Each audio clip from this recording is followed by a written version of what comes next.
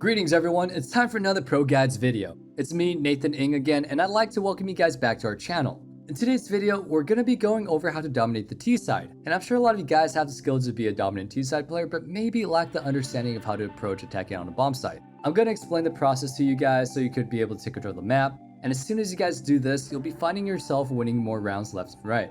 A lot of this information is really important and will be useful in your entire CSGO career. So maybe if you want, I won't stop you. Take some notes in order to remember everything I'm about to go over. But first, it's time for our question of the day. And today's question is, what is your favorite bomb site to take on T side? Personally, I'm a huge fan on B site on overpass. All of the different angles and different spots of the elevation create a really fun challenge, and practicing so much, I know the bomb site like the back of my hand. But what about you? Leave your answers in the comment section down below, and without any more delay, let's dive into some tactics that you can use in order to bring down the competition on the T side. The first thing I need to emphasize is that you shouldn't be rushing into a bomb site every single round. Now don't get me wrong, I do love rushing B as much as the next guy. However, you shouldn't be doing straight rushes just more than a few rounds a game. Soon enough, the CTs will start getting acclimated to your playstyle and will shut you down by using their grenades and playing in weird positions that you won't bother to check. When you have the opportunity to buy full grenades and rifles on T side, you need to play a little bit smarter and slow things down. We're going to be going over some methods that you can use to play a slower style more effectively, but I wanted to give you guys a warning that you cannot just rush into every site every single round. You just need to be a bit more methodical than that. Now that I've gotten that all out of the way, let's go ahead and talk about some ways you can approach T side without just rushing. The first step of playing T side effectively is to take map control. You don't really want to rush a bomb site 10 seconds into a round when your team is on full buy. You need to take control of certain parts of the map and push the CTs back onto the bomb sites. If you don't take any map control, the CTs can push up without any sort of penalty, and they will give information to their teammates that you're not in a certain position. With this information, the CTs can actually be an advantage and can rotate accordingly and send an extra player to the bomb site that you plan on attacking. To prevent this, your team needs to implement what's called a default. In a default, your team spreads around the map in order to take control of certain areas while a few players sit back and hold for pushes. Let's take a look at an example on Dust 2. A default on Dust 2 should look something like this. One player holding for a B push, one player holding for a long push, and 3 players taking control of middle or catwalk. When you take control of catwalk, you shut down any chance of the CTs trying to get aggressive. They're forced to play back towards the bomb site and can only rotate through CT spawn. This gives your team free reign to do whatever they want. By starting off by taking map control, you can slow down the CT's rotations. This means that it will take them longer to get into the bomb site after the bomb is planted, give you guys a few extra seconds to set up and pick your positions. A great example of this is on Mirage. When you take control of the middle, you prevent the CTs from rotating through it. The amount of time it takes to rotate from catwalk is so much faster than rotating through CT spawn. By taking this mid control, you can shut down the CT's rotation through the middle, which gives them less time to retake the site and defuse the bomb. If you want to take map control with your teammates, make sure to use some flashbangs and maybe even a smoke grenade to clear out some certain points of the map. Don't rely too much on utility though, because you're going to need some for the next step. Now that you have some map control, we need to talk about grenades. The CTs will use their utility as a means of stopping or delaying your pushes so they can buy time for their teammates to come and help them.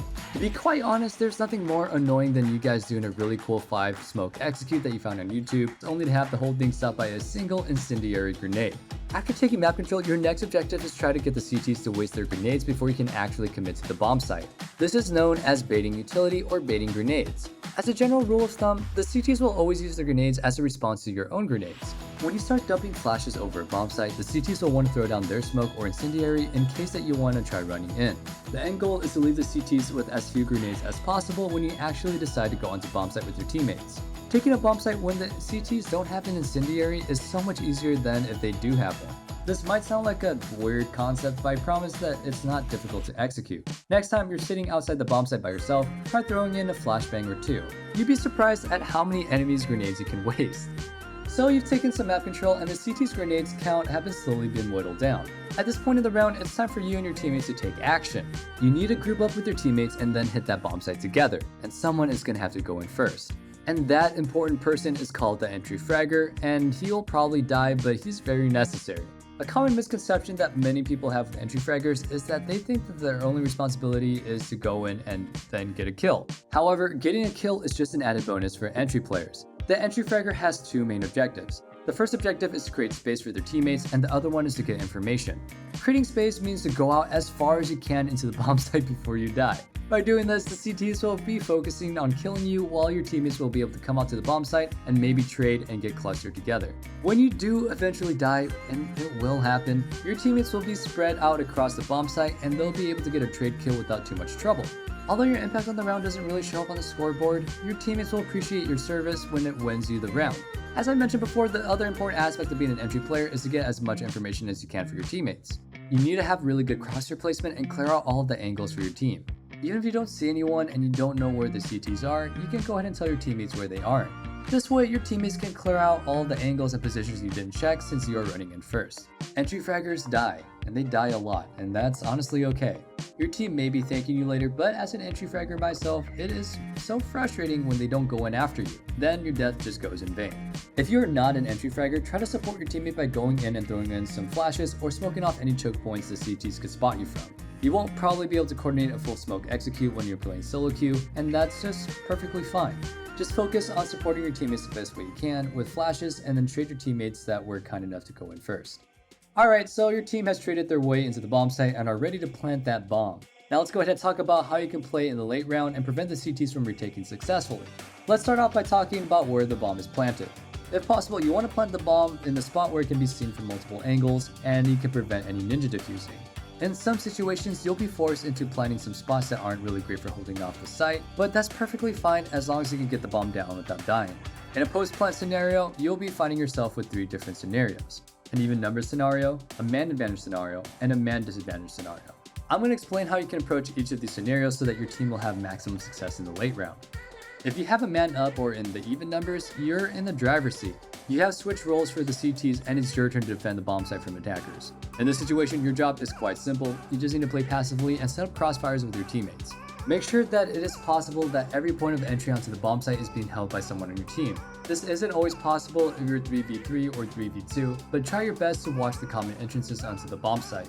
Remember to play the objective, you don't really have to kill all the CTs to win, you just need to detonate the bomb. Hiding and being annoying will waste a lot of time, and the CTs will be forced to make an aggressive or risky play in order to find you or defuse the bomb. One of my biggest pet peeves is when my teammates peek in a situation where we have the man advantage. That is an unnecessary risk and could potentially lose your team the round because you just got a little bit frag hungry. Do your teammates a favor and please do not be that guy. Playing a man down in post-plant can be difficult, but if you're smart enough about it, you can turn things into your favor and become the hero of your team. If you're just hiding in the corner when you're playing against 2 guys, you're probably not going to win the round. In a man disadvantage situation, your first priority should be getting aggressive and trying to equalize the round. In a lot of retake scenarios, the enemy will be split up and coming from different positions, so all you have to do is push one of these positions and take one of them out. Sounds easier said than done, but it's possible. You need to take advantage of this by getting into more advanced positions and isolating the CTs. A great example of this is a B-side of Mirage.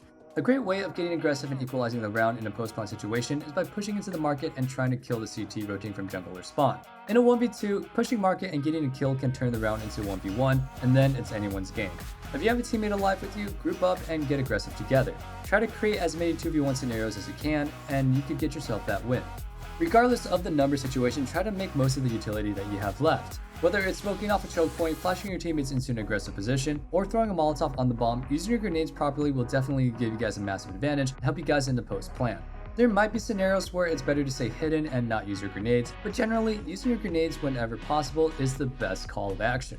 As you play more games, you'll build up better game sense and have an idea of how to play in certain situations, so go ahead, keep playing, keep practicing, and keep watching these videos. That all being said, we're going to be ending the video right here. Hopefully after watching this video, you guys gain a better understanding how to play on T-side, and hopefully you guys will be winning a lot more rounds. If you use any of these strategies and they helped you win a competitive match, please leave a comment down below. And if you guys already knew some of these things or have any other tips for everybody else watching this video, please feel free to let us know. Be sure to like and subscribe and hit that notification bell so you don't miss any new content from the ProGuides team. If you want to help improve your gameplay and personalized experience, then feel free to head over to ProGuides.com with their coaches and get one today. Many of them have been playing at the high level and are willing to help you guys work to get your game to the next level. We also have several courses that will help you sharpen your basics, as well as dive into the more advanced options. I wish you guys all the best in your CSGO journey. Stay safe, stay healthy, and have a wonderful day. Peace.